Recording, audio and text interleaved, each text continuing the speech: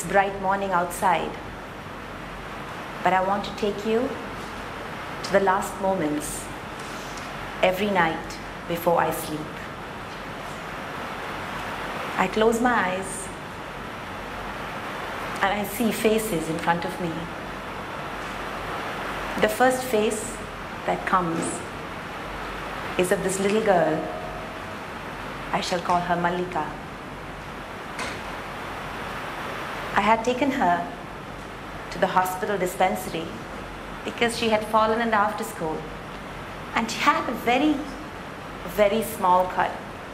But I took her to the hospital and the doctor swabbed her, gave her a little tetanus injection, and I was taking her and her sister home in the car when she suddenly said, "Akka, senjit Akka."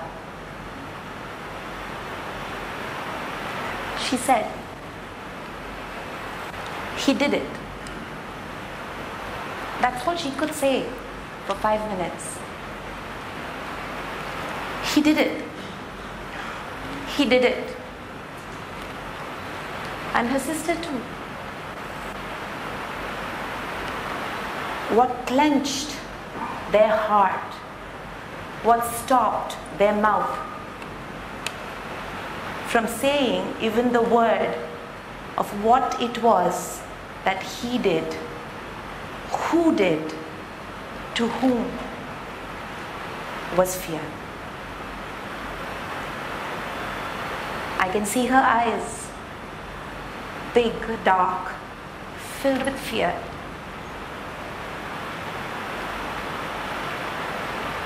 I close my eyes again and I see Reggie, a 13-year-old from Indonesia, the state of Maluku, where there's been Christian-Muslim fighting, hundreds dead. I can see his eyes as he tells me, very nonchalantly, "Yeah, I've killed many people since I was 10 years old. I was taught to kill them, take their blood, and bless myself in the name of the Father, the Son, and the Holy Spirit. But I still hear their screams at night," he said. What pushed him to do this? Fear. I can't forget these children. But when I open my eyes the first thing in the morning, in front of my bed, I see this beautiful Tara with a hand raised in blessing. When I dance, we do the Nataraja, his hand raised in blessing. When we depict the goddess, her hand too is raised in blessing. When we fall at the feet of our elders, of my gurus, my teachers, my parents, they raise their hands in blessing. What is this hand called? Do you know? This hand, this mudra, is known as Abhaya. Abhaya mudra. Abhaya. Bhaya, fear. Abhaya, without fear. I started this journey to think, why?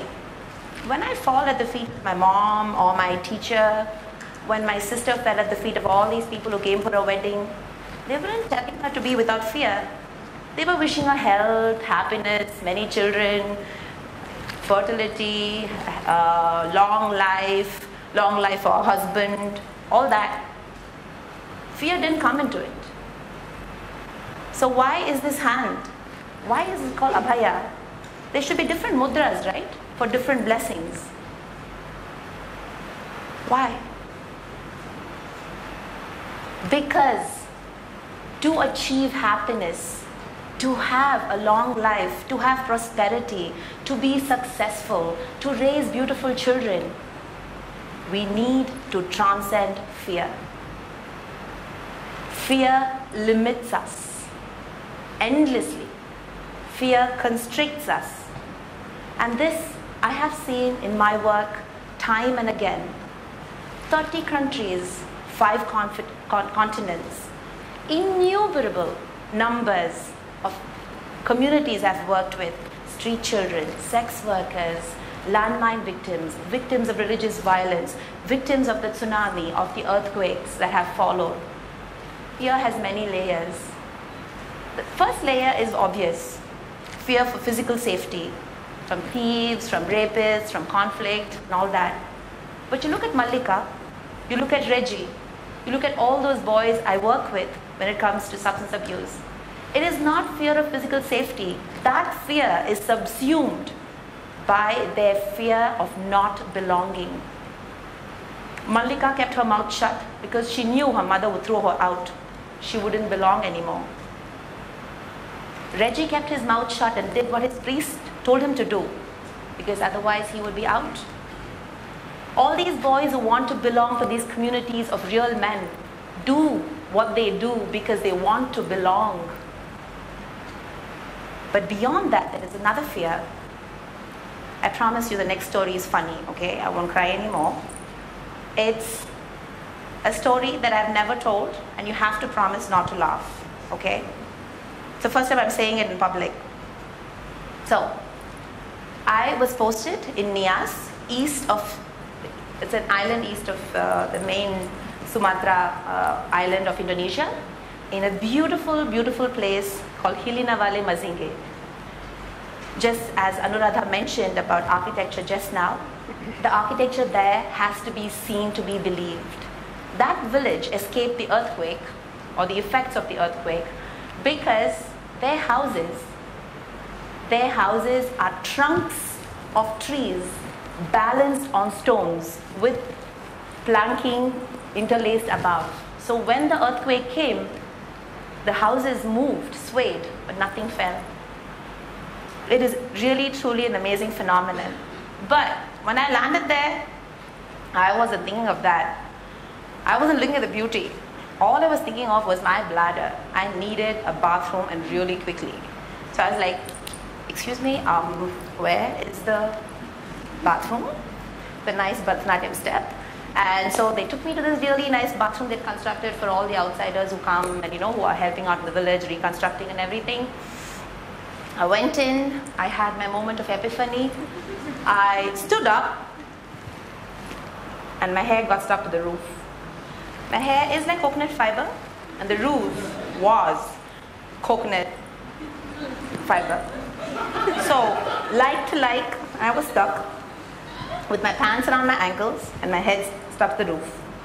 So I'm like, excuse me, I'm trying to see if I can get to my ankles and I can't, and I'm trying to see if I can pull my hair out and I can't. So I was stuck. Did I call for help? Would you call for help in this? You tell me. Would any of you here raise your hand and say you would have the courage to call for help if your pants were on your ankles? I dare you. So I didn't call for help. I don't know if you guys had more courage. I wasn't inhaling courage and exhaling fear. I was just purely exuding, sweating fear, okay? So there I was. And then, just guess what happened? We had an earthquake.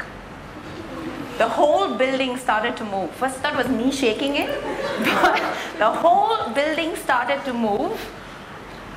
The walls are falling in, the roof is falling, and I'm still not calling for help. Right? Finally, I ripped my hair out. I left a chunk of my scalp as memory, fond memory with the fusion with the roof. I grabbed my pants, I ran out, and the whole building collapsed. What I realized that day was this: I would rather die than lose my dignity. How stupid is that? My fear for my modesty and for my dignity and my ego was stronger than my instinct to survive. That is what fear does to all of us. Think of the pressures we put on our children to become beautiful, amazing, successful people. We don't tell them You do what you like, Kana. You'll be happy, don't worry. No. Because we want to be proud of them. Ego. Think of all the things that we do to ourselves to live up to this strange vision that we have, that we should be this and that. Fear. We don't live fulfilled lives. It is not just the underprivileged or the marginalized or people living in conflict areas. All of us dwell in internal conflict. But those moments when we transcend and we live completely where fear is not present, those are the moments of rasa, of true being, of transcendence. Like I said, there are many layers of fear. Physical safety, little ego issues, not wanting to show who I am truly because you're ashamed. I'm ashamed of who I am truly, maybe.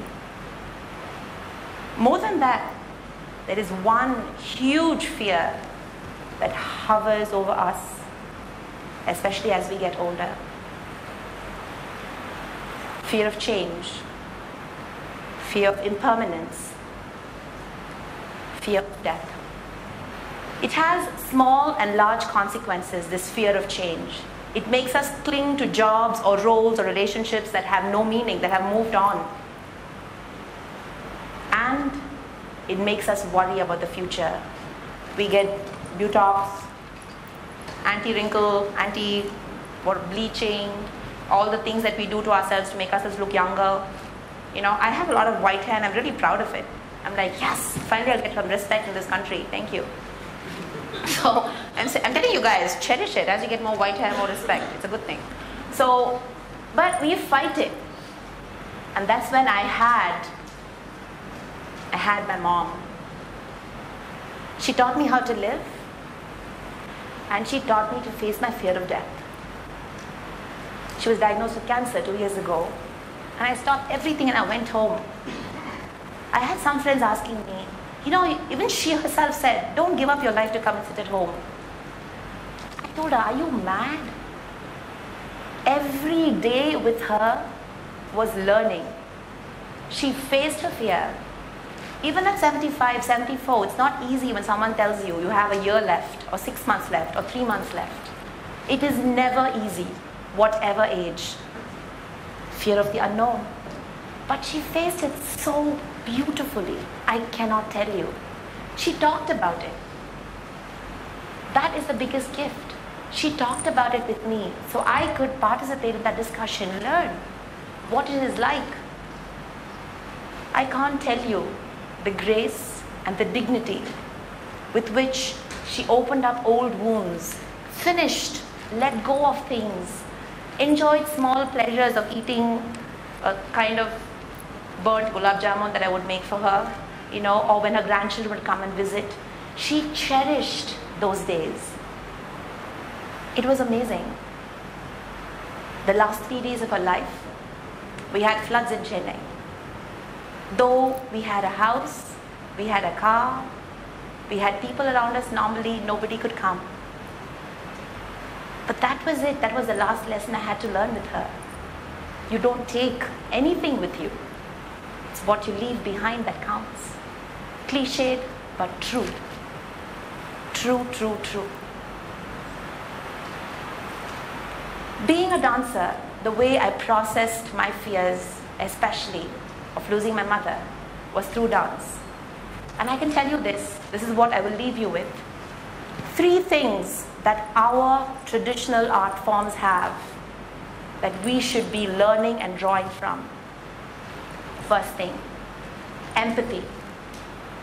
Rasa, the reason we dance is rasa, to create the connection with ourselves, with people, with the universe.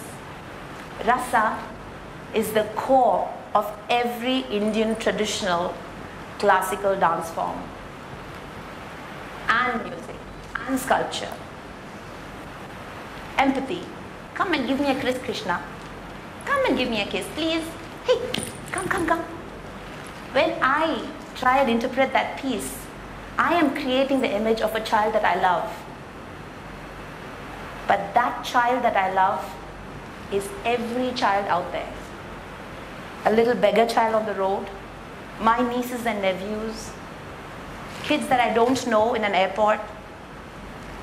Either everyone is Krishna or nobody is. That is what I learned. This is what makes this art form divine to me. Not the fact that it names all the millions of gods that we have and goddesses too. It is because we live divinity in our bodies, in our daily lives. That empathy, that everything is part of me and I am everything. That is true rasa. The second thing, our dance forms have so many techniques to improve communication. Just start with the eyes. We work on our eyes for hours because we know that is the essence of communication. We open our bodies. We work from head to toe to communicate and communicate well.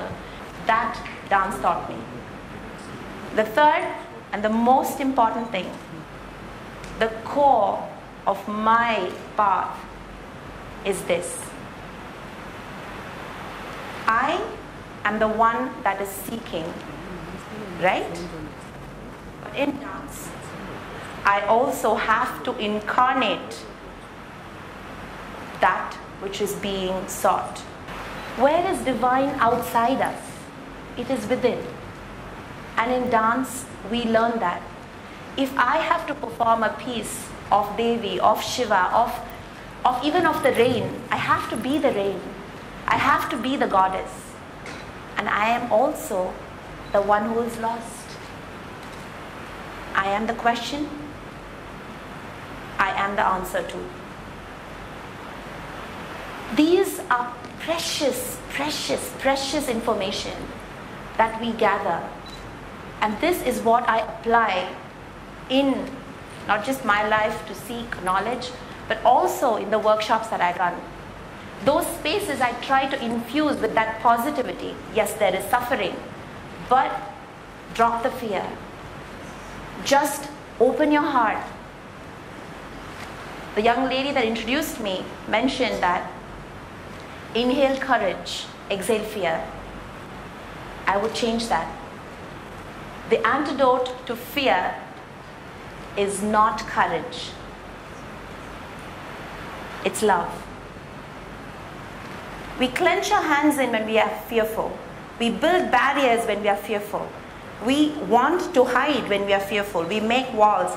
We make these plastic smiles. This is what's happening inside, in your gut, in your heart. But when there is love, it opens so easily. And you can stand there, naked, vulnerable, in front of the world. Because you know. You know, this is what you have to offer. What's the point pretending?